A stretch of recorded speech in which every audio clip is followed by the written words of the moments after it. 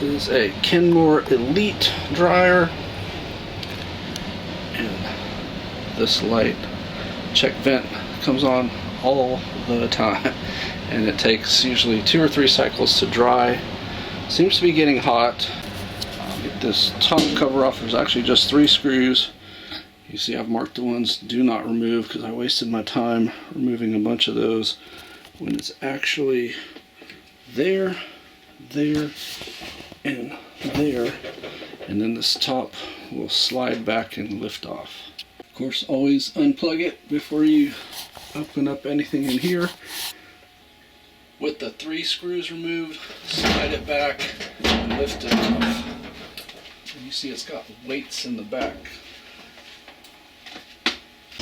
We clean this every load, sometimes twice a load, and it seems like it catches roughly 50% of the lint, while the rest goes down in there.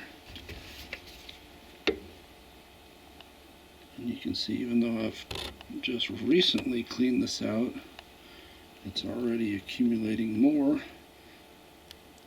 And I literally cleaned this out a couple days ago.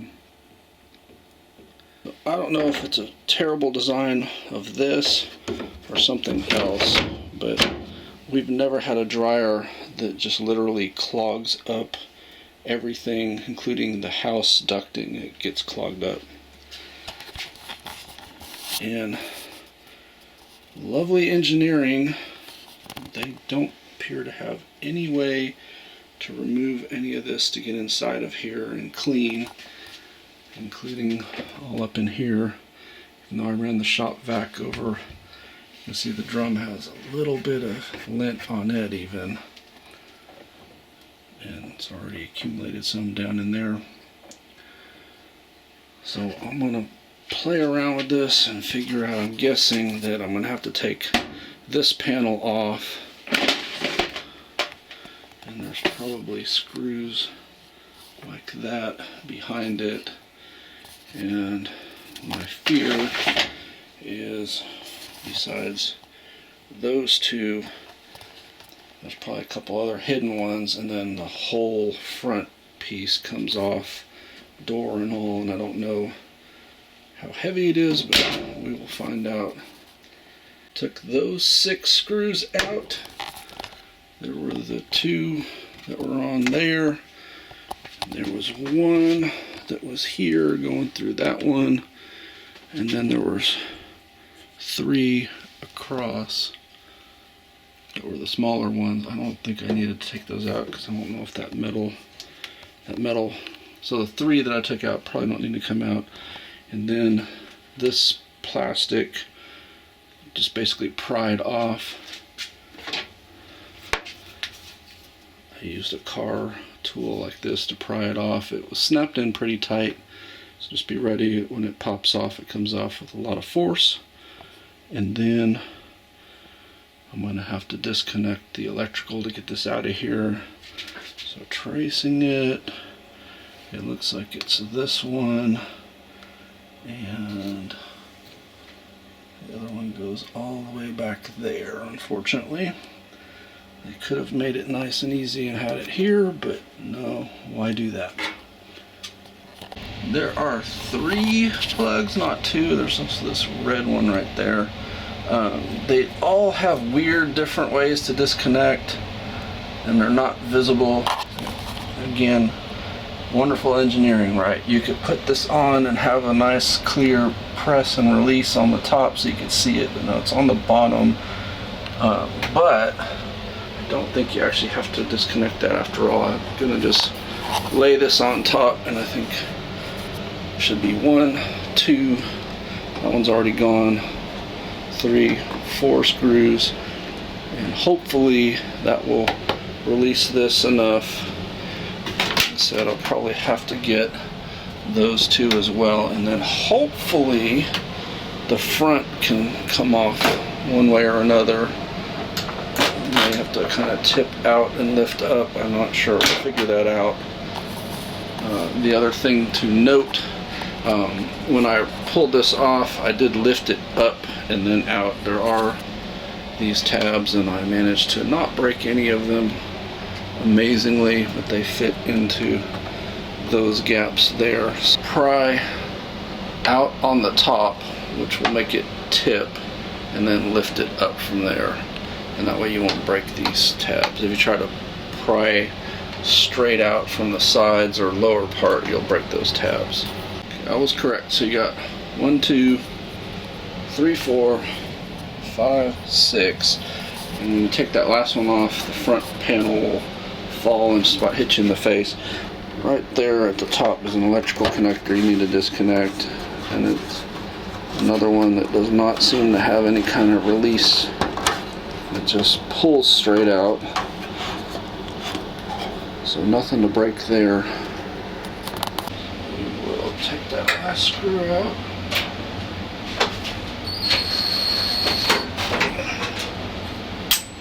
Definitely make the last screw one of the top ones so that it doesn't fall on you. Then, look at that. Whole thing lifted off. Cover off, you can see how much lint has accumulated in here. This dryer is about 10 years old. Hey, I think I have to report that to the IRS. So I'm going to get in here with the shop vac and try to vacuum all this out and see. Again, just a reminder, it is unplugged from the wall, so there's no power in here. Not the sort of thing you want to have plugged in if you're reaching around in here. And I wonder how easy it is to remove this piece. You know, I've always done the clean outs from going through the top there, but if I could get in there, I might be able to clean it out even more. This particular piece I thought was insulation when I was pulling it out, but nope, it's lint. And it was jammed up behind here. So basically behind the drum. And you can see it's been getting burned and burned and burned on the heating element. So it's probably a fire hazard that I just cleared, because that's the heating element there, and that should be the blower there. 2 Phillips screws out. One was there, and one is right there. And it looks like this piece can then slide off of here. So yes,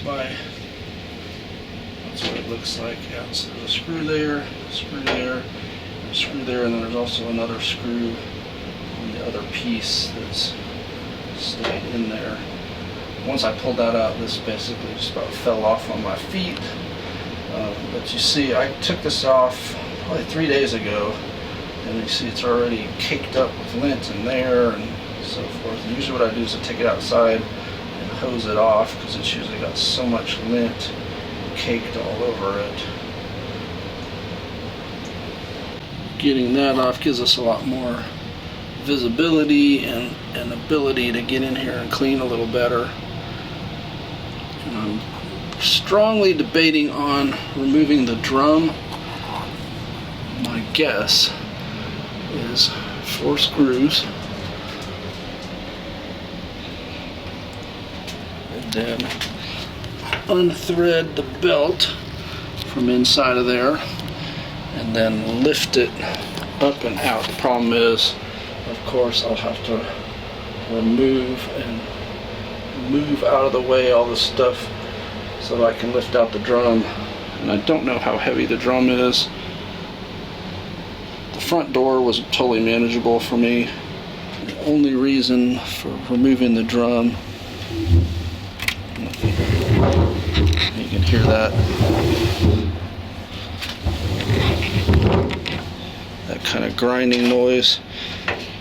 That just started recently, so I don't know what it's grinding on. I haven't found anything yet.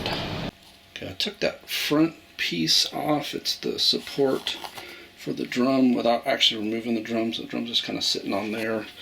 And of course the drum's still on the back supports. So where all that hair is around the blue wheel, so that's the rear drum wheel, and it's got my wife's hair wrapped around it and around it and around it and around it. and that one was covered as well. I've pulled most of it off. I'm trying to pull as much as I can off of the other one, but you can see it's not my hair that's wrapped around there. Got it as clean as I can possibly get it. The entire drum, which I really don't want to do, because you can see that gear right there. You have to thread the belt around that just perfectly with almost no clearance.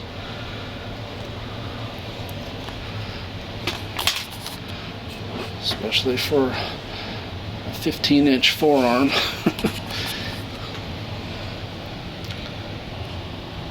But vacuumed like crazy.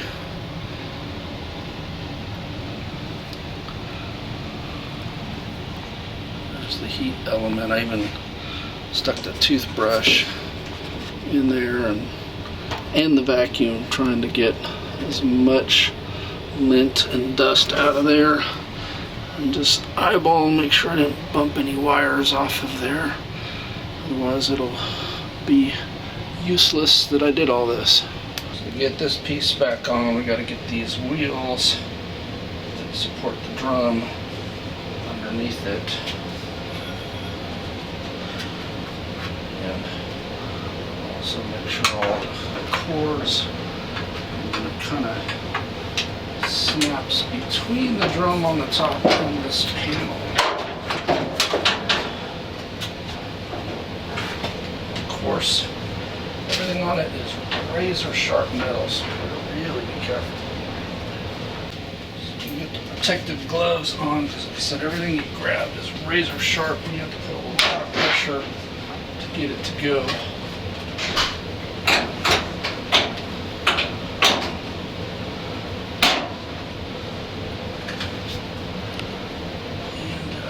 First try. I did.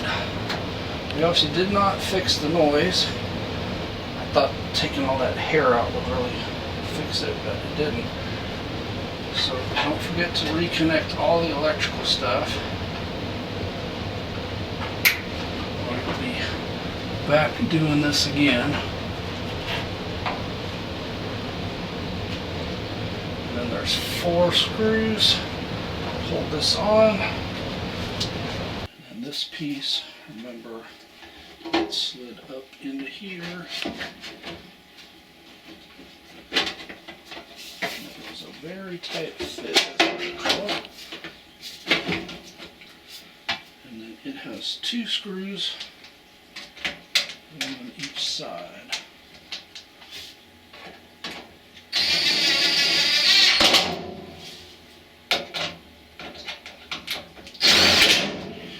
Don't have one of these Popo Man drivers, I highly recommend them.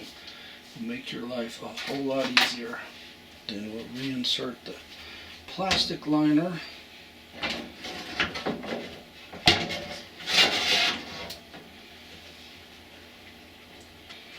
there's only one way it goes in. There's a little piece on the inside that it fits into, so if you don't get that in there, then it won't seat properly.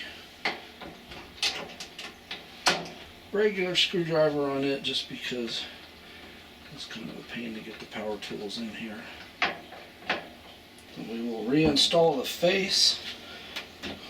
There are little latches on the bottom that it'll sit in and hold it, so it's a lot easier for you. And then remember to connect the electrical connection. There's sort of a latch at the top over here that kind of holds it in place, but I would recommend getting the screw in pretty quickly. Don't forget the 2 that were in here. And then, like I said, with the panel, what I did was just slide it into the slots and then snap it into place. And then you get your 2 longer bolts there.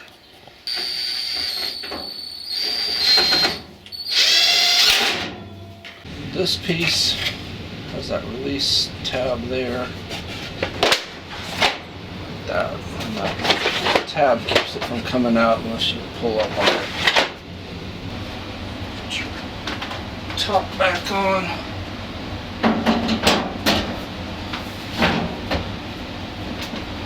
Put the 3 screws in the back and you're done.